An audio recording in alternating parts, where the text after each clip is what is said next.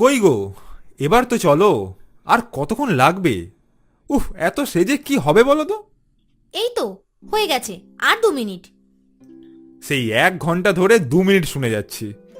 হাওড়া থেকে 10টা 40-এ train, miss হয়ে গেলে তখন বুঝবে। দোষটা কার? হঠাৎ করে বিকেলে এসে বললে পুরী ঘুরতে যাবে কটা দিনের জন্য। আরে বাবা, ঘুরতে গেলে তো জিনিসপত্র গোছগাছ করতে হয়, রেডি হতে হয়, সময় তো লাগবেই। ঠিক আছে আমার মা, ভুল হয়ে গেছে আমার। এবার একটু তাড়াতাড়ি করো। বাবা বাবা, চলো আমি আর তুমি মাকে রেখে ঘুরতে চলে যাই। কি বললি?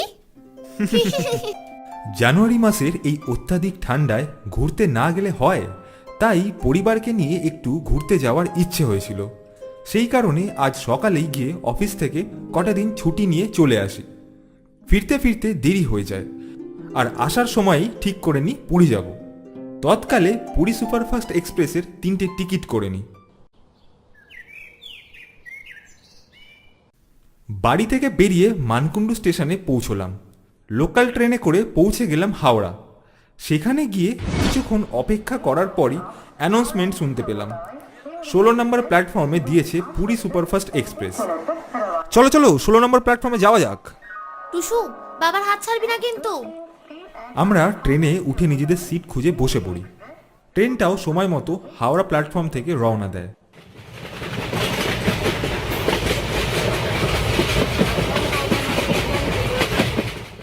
সবই হলো, এবার শুধু ওখানে গিয়ে একটা ভালো রুম যেন পেয়ে যাই। ওটারও ব্যবস্থা হয়ে গেছে ম্যাডাম। তুমি যেমন নিরিবিলি জায়গা পছন্দ করো, সেরকমই একটা জায়গায় অলরেডি রুম বুক করে ফেলেছি আমি। সত্যি? কখন করলে এসব? অফিস থেকে আসার সময়ই অনলাইনে ওখানের বেশ কিছু রিসর্ট দেখছিলাম। তখনই আমার একটা রিসর্ট চোখে পড়ে, আগরওয়াল রিসর্ট। সমুদ্র তীর থেকে একটু দূর ঠিকই, কিন্তু খুবই সুন্দর রিসর্টটা। দেখেই চোখ ধাঁধিয়ে যায়। ঝটপট আমিও রুমের প্রাইস দেখে নিই। দেখে যা বুঝি, এত সুন্দর জায়গায় এরকম লো প্রাইস রুম পাবো সেটা আমি ভাবতেই পারিনি। তাই দেরি না করে সুন্দর একটা রুম বুক করে ফেলি আমি। আমাদের রুম নাম্বার হলো 7। পূজা একগাল মিষ্টি হেসে আমাকে বলে, অনেক দিন পর ঘুরতে যাচ্ছি বলো। হ্যাঁ সে আর বলতে। ভীষণ ভালো লাগছে জানো, ওখানে গিয়ে খুব মজা করব। বল টুসু। ইয়ে, খুব মজা হবে। পূজা এবং টুসুকে এত খুশি দেখে আমার মনটা জুড়িয়ে যায়। আমি বেশ কিছুক্ষণ ওদের হাসি হাসি মুখগুলোর দিকেই তাকিয়ে থাকি। অদ্ভুত এক শান্তি পাই সেদিকে তাকিয়ে। যাই হোক, বাড়ি থেকে রান্না করে আনা খাবার দিয়েই ট্রেনে রাতের ডিনারটা সেরে ফেলি আমরা। কিছুক্ষণ পর এক তান্ত্রিক গোছের ব্যক্তি সামনে দিয়ে হেঁটে যাচ্ছিল। আমাকে দেখেই সে হঠাৎই আমার সামনে থমকে দাঁড়ালো। আমি কিছু বুঝে উঠতে পারলাম না। কিছু জিজ্ঞেস করতে যাব, ঠিক তার আগেই পূজা বলে উঠল, প্রণাম নেবেন বাবা। তোদের সামনে ভয়ঙ্কর বিপদ আসতে চলেছে। আমার দিকে তাকিয়ে কথাটা বলল ওই সাধু বাবা। আমার স্ত্রী পূজা ভয়ে আটকে উঠল। বিপদ? এ এ কি বলছেন বাবা? কিসের বিপদ? আমি কোনো রকম গুরুত্ব না দিয়ে তাচ্ছিল্য সুরে বললাম, বিপদ? তো আমাদের যে বিপদ আসছে সেটা আপনি জানলেন কিভাবে? এই, তুমি ওনার সাথে ওভাবে কথা বলছো কেন?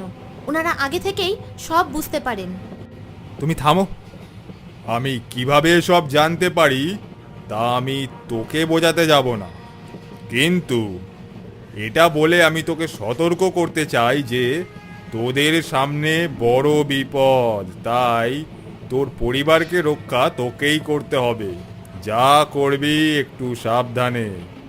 দেখুন, আমি আপনাদের শ্রদ্ধা করি, কিন্তু শুনতে খারাপ লাগলেও এটা সত্যি যে আমি এসব কিছুই বিশ্বাস করি না। তাই আমাকে এসব বলে আপনার শুধু শুধু সময় নষ্ট হচ্ছে, আর কিছুই নয়। পূজা কিছু বলতে যাচ্ছিল, কিন্তু আমি ওকে থামিয়ে দিয়ে বললাম, ধন্যবাদ বাবা আমাদের এটা জানানোর জন্য, কিন্তু আমি আর কিচ্ছু জানতে চাই না। বিপদ যখন আসবে তখন দেখা যাবে। ভালো থাকিস তোরা। এই বলে সাধু বাবা চলে গেলেন। দেখলাম পূজা ভয় এবং অভিমান মুখ নিয়ে চুপচাপ বসে আছে।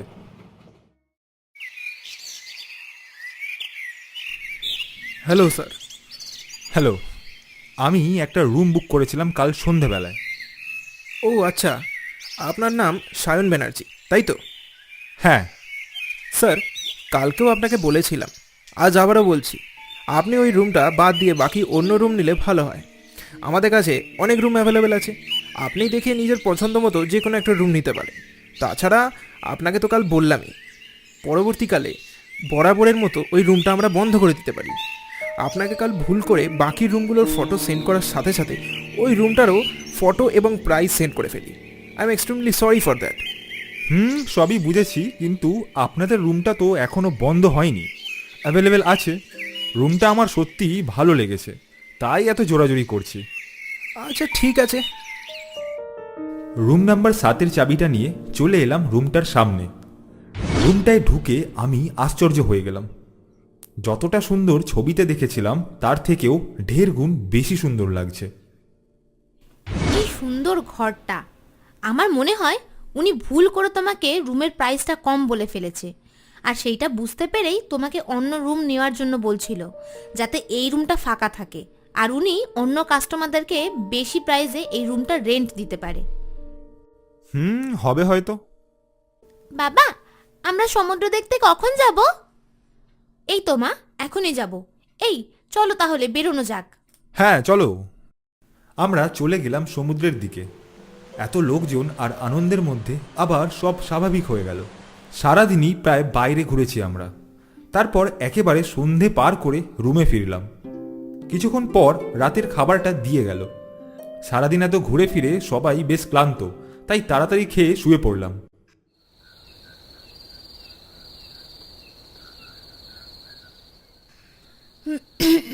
বাবা, গলাটা পুরো শুকিয়ে গেল।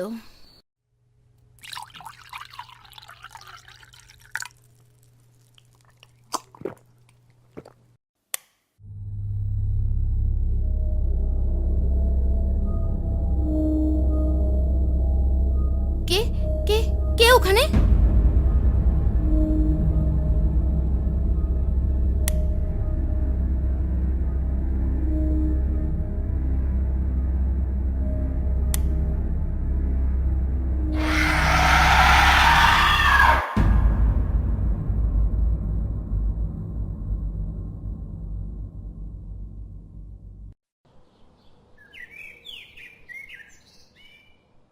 বাবা, ও বাবা, ওঠো, দেখো মায়ের কি হয়েছে।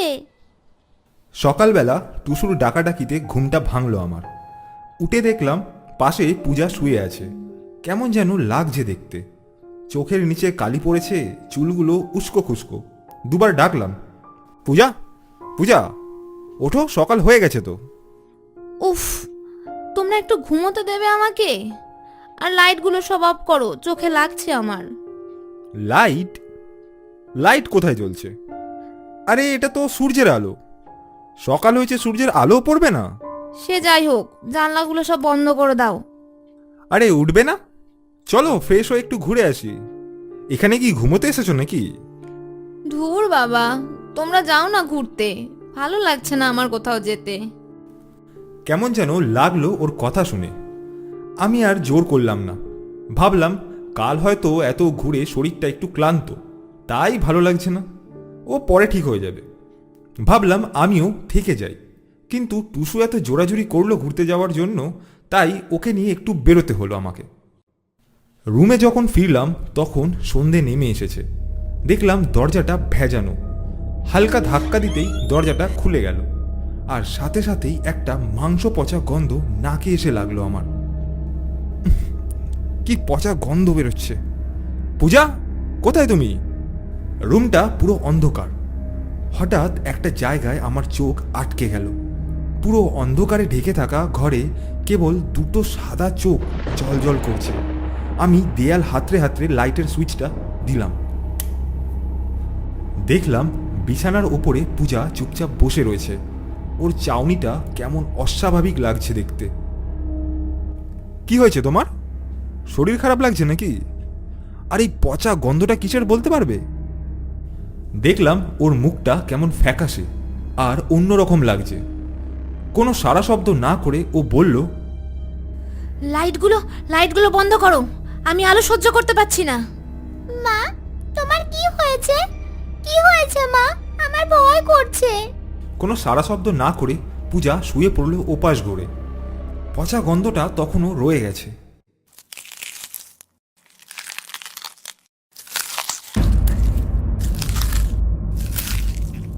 একটা আওয়াজে ঘুমটা ভেঙে গেল। উঠে বসে পাশে তাকিয়ে দেখলাম পূজা নেই। খেয়াল করলাম রান্নাঘরের কাছ থেকেই আওয়াজটা আসছে। আমি খাট থেকে নেমে সেদিকেই গেলাম ধীর পায়ে। রান্নাঘরের লাইটটা জ্বালিয়ে একটু সামনে যেতেই সেই পচা গন্ধটা আরও তীব্র হয়ে এলো। আর তারপর দেখলাম উবু হয়ে পিছন ঘুরে বসে রয়েছে পূজা, চুলগুলো খোলা, কিছু একটা খাচ্ছে বসে বসে। আমার সারা শরীরটা ঠান্ডা হয়ে গেল। পূজা, পূজা, কি করছো ওখানে? আস্তে আস্তে পূজা আমার দিকে ঘুরে তাকালো। এটা পূজা নয়, এটা কোনো মানুষই না। এটা কি দেখছি আমি? হাত পা কাঁপতে থাকে আমার। বলেছিলাম না, বলেছিলাম না তোকে লাইটটা জ্বালাবি না, আমার আলো সহ্য হয় না, শুনলি না আমার কথা? ধীরে ধীরে উঠে দাঁড়িয়ে আমার দিকে হেঁটে হেঁটে আসতে থাকে সে। পায়ের দিকে তাকিয়ে দেখলাম পাগুলো উল্টো। আমার নড়াচড়া করার ক্ষমতাটাও প্রায় শেষ। আজ তুই মরবি। শরীরে আর কোনো জোর পেলাম না ওঠার। দেখলাম আস্তে আস্তে দেয়াল বেয়ে উঠতে থাকে আর হাসতে থাকে সেই প্রেত। দেয়াল বেয়ে টুসুর কাছে পৌঁছে যায় সেই প্রেত। ঘুমন্ত টুসুর সামনে নেমে ওকে হাতে করে তুলে নেয়। তারপর ওর সামনে মুখটা নিয়ে যায়। সাধু বাবার সাথে ওভাবে কথা বলে তুমি ঠিক করলে না। উনি যখন বুঝতে পেরেছেন আমাদের বিপদ আসছে, তখন সমাধান উনিই দিতে পারতেন। আচ্ছা আচ্ছা, ঠিক আছে, অত চিন্তা করতে হবে না তোমাকে। তুমি যখন চাইছই তখন আমি ওই সাধু বাবার সাথে গিয়ে কথা বলছি। দাঁড়াও দেখি, হয়তো বেশি দূর যায়নি উনি। সিট থেকে উঠে এগিয়ে গিয়ে সাধু বাবাকে ডাকলাম। বাবা শুনছেন? একটু দাঁড়ান। হ্যাঁ বল। বাবা ক্ষমা করবেন আপনার সাথে ওরকম ব্যবহার করার জন্য। আমাকে একটু বলবেন যে কি বিপদ আসতে চলেছে আমাদের? সেটা তো বলা সম্ভব নয়, তবে এই ফুলটা রাখ। এটা হচ্ছে মা কালীর পায়ে থাকা আশীর্বাদী ফুল। এটা তোর কাছে রেখে দে, আর সময় বুঝে এটা ব্যবহার করিস। কোনো রকমে শরীরের সমস্ত শক্তি এক জায়গায় এনে উঠে দাঁড়ালাম, আর পকেট থেকে ফুলটা বের করে এগিয়ে গেলাম সেই প্রেতের দিকে। আর ফুলটা চেপে ধরলাম প্রেতের কপালে। এক ভয়ানক আর্তনাদে ফেটে পড়ল গোটা রুম, আর পূজার শরীর থেকে এক অদ্ভুত নারী ছায়া মূর্তি বেরিয়ে এলো সামনে। তারপর পুরে ছাই হয়ে গেল সেই ছায়া মূর্তি। টুসু আর পূজাকে কোনো রকমে ধরলাম আমি। পূজা জ্ঞান হারিয়ে ফেলে। কি গো, ভালো লাগছে একটু? হ্যাঁ, একটু ভালো লাগছে, কিন্তু কি হয়েছিল আমার? ও কিছু না, একটু শরীর খারাপ হয়েছিল তোমার, সেই কারণে তুমি জ্ঞান হারিয়ে ফেলেছিলে। যাই হোক, একটু পরেই আমাদের ট্রেন। চলো তাড়াতাড়ি বেরিয়ে পড়তে হবে, রেডি হও। সকালে ম্যানেজারের সাথে কথা বলে জানতে পারলাম যে ওই রুমে অনেক বছর আগে এক দম্পতি ঘুরতে এসে রেন্ট নেয়, আর ওই রুমেই ওই ব্যক্তি তার স্ত্রীকে হত্যা করে রান্নাঘরে কবর দিয়ে পালিয়ে যায়। আমরা ওই রিসর্ট ছেড়ে বেরিয়ে পড়লাম স্টেশনের উদ্দেশ্যে, আর মনে মনে সেই সাধু বাবাকে প্রণাম জানালাম।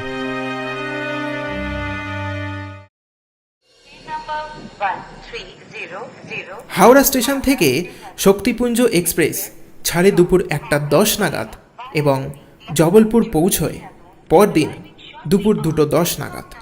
কিন্তু ট্রেন লেট থাকার দরুন জবলপুর পৌঁছালাম সন্ধে 7টার সময়। ট্রেন থেকে নেমে দেখি চারিদিক ঘুটঘুটে অন্ধকার। স্টেশন থেকে বেরিয়ে একটা অটো ধরে কাছাকাছি একটা হোটেলে পৌঁছই।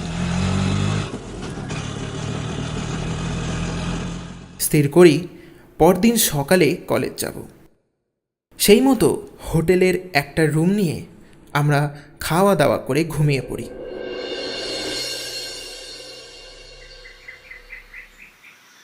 সকালে ঘুম থেকে উঠে ফ্রেশ হয়ে আমরা কলেজের উদ্দেশ্যে রওনা দিই।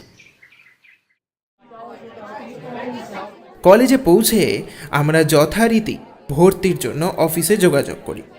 2 বছরের কোর্সের জন্য আমরা ভর্তি হই এবং হোস্টেলে একটা রুম আমাদের 3 জনের জন্য অ্যালট হয়। পরদিন আমরা আমাদের জিনিসপত্র নিয়ে হোস্টেলে এসে উপস্থিত হই। ঘরে ঢুকতেই দেখি এক পাশে একটা বড় খাট আর অপর পাশে একটা ছোট খাট আছে, সাথে একটা টেবিলও, 2টো চেয়ার বর্তমান। আমি ছোট খাটটা দখল করি এবং অপর খাটটা ওদের দুজনকে ব্যবহার করতে বলি। বিকেলের পড়ন্ত রোদে আমরা জায়গাটা একটু ঘুরে দেখার জন্য বাইরে একটু হাঁটতে গেলাম।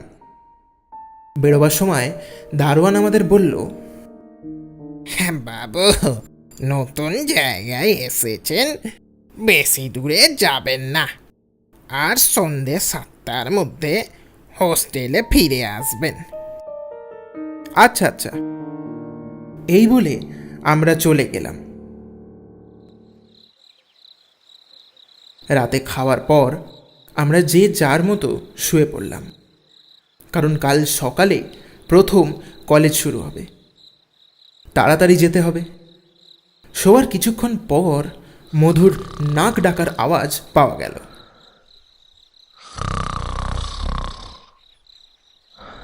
কিন্তু আমার চোখে ঘুম আসছে না।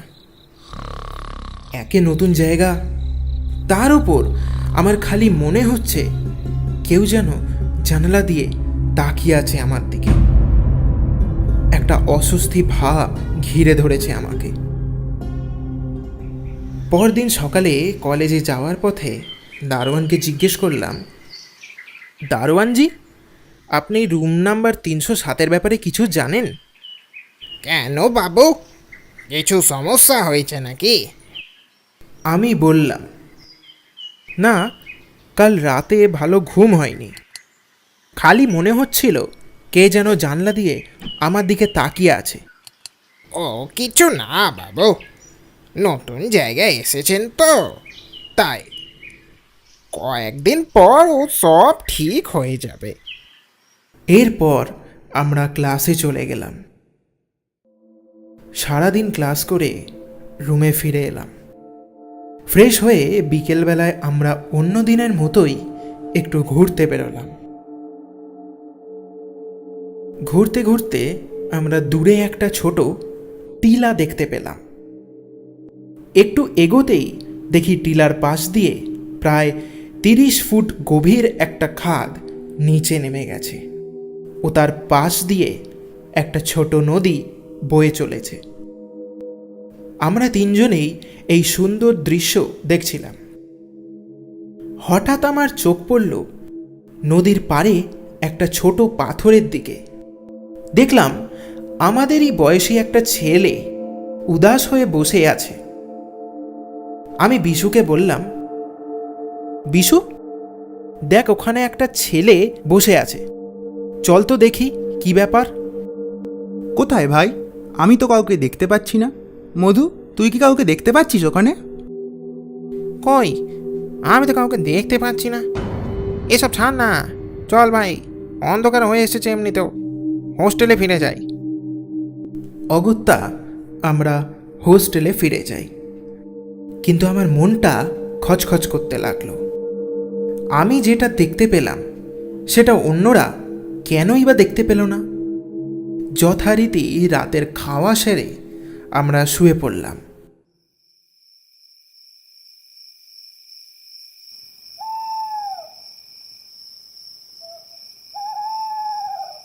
কত রাত তা ঠিক জানি না।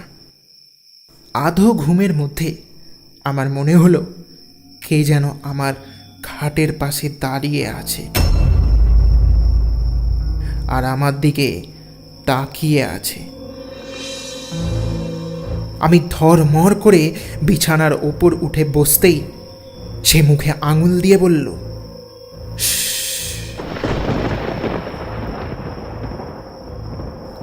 আমি শান্ত হতেই সেই মূর্তি বলল, আমার নাম ছিল শান্তনু মুখার্জি। আমিও তোমাদের মতোই এই কলেজে ভর্তি হয়েছিলাম, এই ঘরেতেই থাকতাম। আমাকে ভয় পেও না, পারলে আমার একটা উপকার করে দাও। কাল সন্ধেবেলায় ওই টিলাটার কাছে আসো। এখন তুমি ঘুমোতে পারো।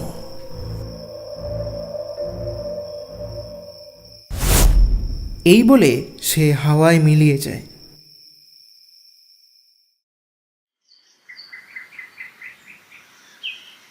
পরদিন যথারীতি ক্লাস করে রুমে ফিরে মধু ও বিশুকে কাল রাতের সমস্ত ঘটনা খুলে বললাম।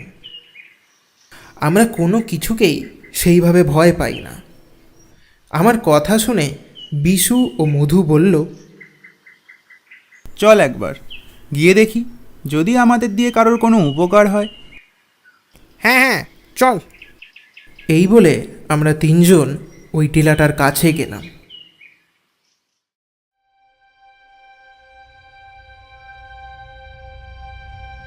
তখন সন্ধ্যের অন্ধকার আস্তে আস্তে সমস্ত পরিবেশ দখল করতে চলেছে। আমি আস্তে আস্তে ডাকলাম, শান্তনু, শান্তনু, আমি এসেছি, তুমি কোথায়? টিলাটার পাশ থেকে আওয়াজ এলো, আমি এইখানে, এদিকে এসো। টিলাটার কাছে যেতেই দেখি একটা ছায়ামূর্তি দাঁড়িয়ে আছে। ও তো কালকে সেই ছেলেটা যে নদীর পাড়ে বসেছিল। এতক্ষণে মধু ও বিশু আমার পাশে এসে দাঁড়িয়েছে। আমি বললাম, বলো, আমি তোমাকে কিভাবে উপকার করতে পারি? আমি প্রতিহিংসা শিকার হয়েছি ভাই। খড়গপুর স্টেশনের কাছেই আমার বাড়ি। সেখানে আমার বাবার একটা মুদিখানার দোকান আছে। উনি অনেক কষ্ট করে টাকা জোগাড় করে আমাকে পড়তে পাঠিয়েছিলেন, কিন্তু কিছু খারাপ ছেলের জন্য আমার প্রাণ দিতে হয়। দিনের পর দিন আমার উপর র্যাগিং করা হয়েছিল, শেষে আমার প্রাণ নিয়ে নেয়। তোমরা যদি দয়া করে আমার মৃতদেহ আমার বাড়িতে পৌঁছে দাও তাহলে খুব উপকার হবে, কারণ আমাকে ওই টিলার নিচে ঠেলে ফেলে দেওয়া হয়েছে। এখনো আমার মৃতদেহ ওখানেই পড়ে আছে। আমার বাবা মা কিছু জানে না। এসো আমার সাথে, আমি তোমাদের দেখিয়ে দিচ্ছি।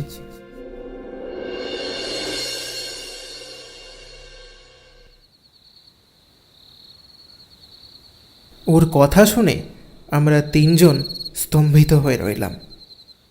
তিনজনে মুখ চাওয়াচাওয়ি করলাম। একে অচেনা জায়গা, তার ওপর সন্ধে গড়িয়ে অন্ধকার নেমে এসেছে। আমি বললাম, শান্তনু, আমরা তো এখানে নতুন, পথঘাট কিছুই চিনি না। কাল সকালে বরং আমরা পুলিশ নিয়ে এসে তোমার মৃতদেহের ব্যবস্থা করব। এই বলে আমরা নীরবে সেখান থেকে চলে এলাম।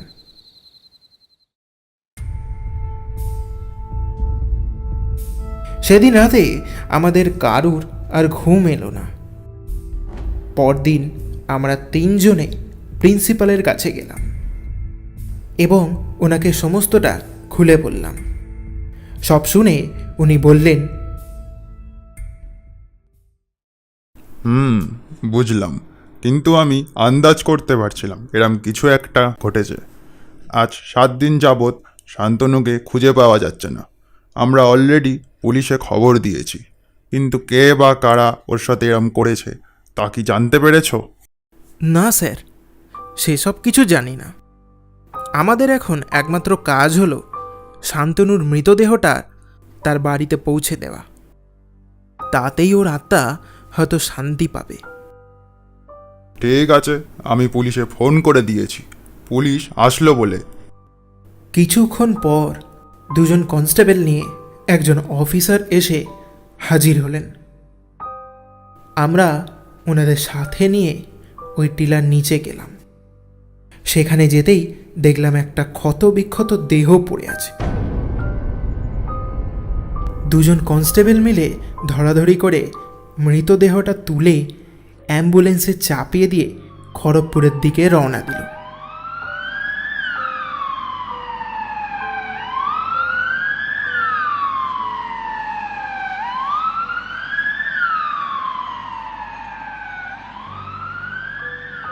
আমরাও ফিরে যাব। ঠিক এমনই সময় কানের কাছে ফিস ফিসে গলায় শান্তনুর আওয়াজ ভেসে এলো।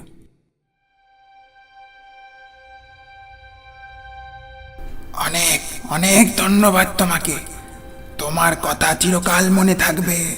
ভালো থেকো।